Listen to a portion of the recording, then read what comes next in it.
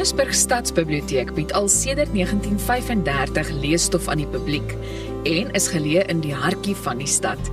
Dit is een van Suid-Afrika se mees prominente en historiese biblioteke, maar was vir die afgelope 5 jaar gesluit weens opknappingswerk wat moes plaasvind. Die biblioteek se deure is nou weer oop vir die publiek en ons het 'n bietjie gaan inloer.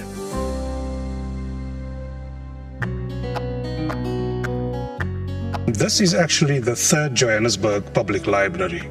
The first public library was built in 1893. The second was a double-story brick and steel building built in 1898. And this particular library was built from 1930 and opened in 1935. So this particular library is actually 90 years old.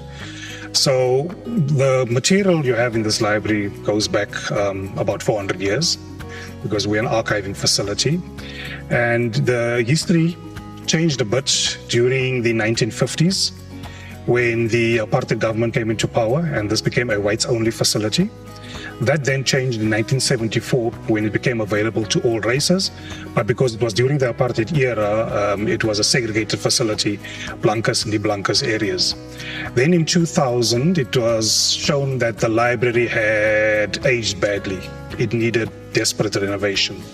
So from 2009 to 2012, the library was renovated for the first time and modern conveniences were added, such as elevators and escalators, air conditioning, new plumbing, and so on and so forth. The second renovations basically concentrated on meeting standards. Improvements were made to the roof because the roof was leaking badly, and that was fixed. The library also was made more easily accessible to the people with disabilities. Improvements were made to the fire systems to meet fire standards, to upgrade the library so that it is more slightly fire resistant, as well as maintenance and upgrading of the gas fire suppression system in the main archives, which is very, very important to us because it is a unique archive with material that is not available anywhere else in the world. So we needed a proper fire system in place to safeguard that valuable material down there.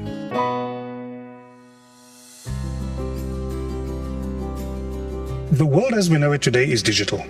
Everything is online or digital. And libraries, especially a library like Joburg City Library, is a very analog library. But that does not mean that we do not have a place in the modern society with everything going online. There are material here in this facility that cannot be found online at all. And until said material is digitized and converted to a digital format, researchers have to use the physical material. This is the main library for the city of Johannesburg. So for the library to have been closed for so long, it was very concerning to the community, and they did not like that at all. So they're very glad that the library now finally is back and they can use the facility. Our purpose is to provide a safe and secure environment for people to study and for people to access information. Die biblioteek bied nie net argiewe wat bestaan uit leesstof van Tuka tot nou nie, maar belê ook in ons kinders se toekoms. Een van die gewilde dienste wat aan die jongelinge gebied word, is die elektroniese leerdienste.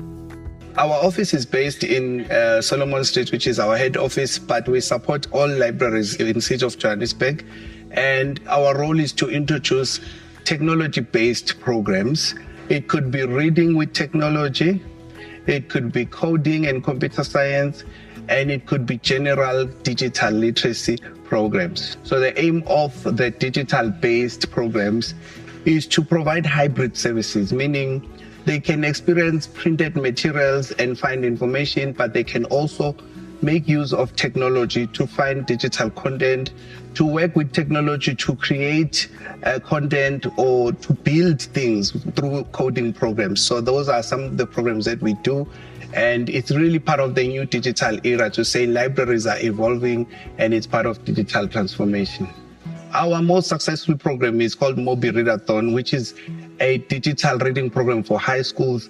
We are able to measure how many kids actually registered for that competition, how many kids passed the quizzes, and that program has gone so wide that we reached 2,900 learners nationwide. So it's a City of Joburg program, but we've actually expanded it and allowed other schools from other library services to access our website, cojelearning.org.za, to participate in this reading competition.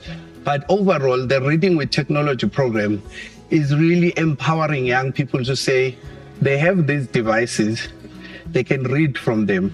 There are various apps that we've discovered that we've introduced to young people. And even the high schools program, the province is asked that we must add local languages. So this year, it was a huge program with local languages added. So for me, that's a one step towards addressing literacy as libraries, because as libraries we provide information, we're not necessarily teachers or educators, but we have a role to play, and I could say confidently that we have actually made a difference. Hierdie ikoniese instelling dien lank reeds as 'n kulturele en intellektuele hoeksteen van Johannesburg. Selfs die publiek kan die biblioteek besoek vir 'n toer van hoek tot kant. So, indien jy dalk in die omgewing is, gaan maak gerus 'n draai. Glo my, dis iets om te beleef.